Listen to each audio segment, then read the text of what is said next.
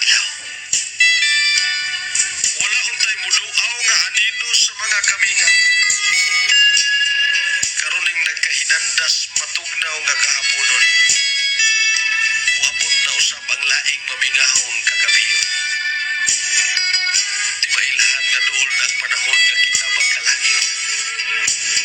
Mahagtos na ang kulda sa atong gugmang gihimukso. Ang atong pagminahalay nga naway kamatayon lugtapon na usab sa laing suwap sa kamahinamon. Dili gayon ako malimot kanimo og sa atong kagahapon. Bisan pa man pukaon ang halawom kong katulugon.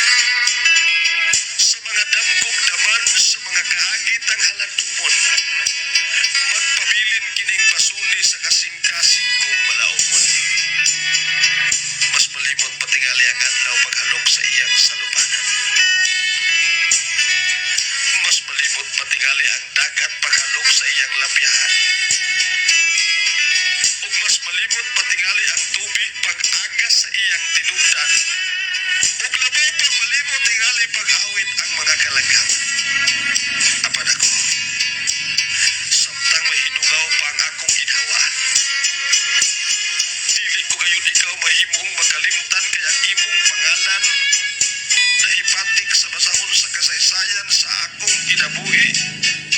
O ikaw ra gayon ang maanyag kabinuhat mo'y buhi kong pinili. Himuon kong gabayan ang imong kalindong kong kabuutan. Ining akong pagpanaw nga mahilayo kanimo og pipila ka bulan.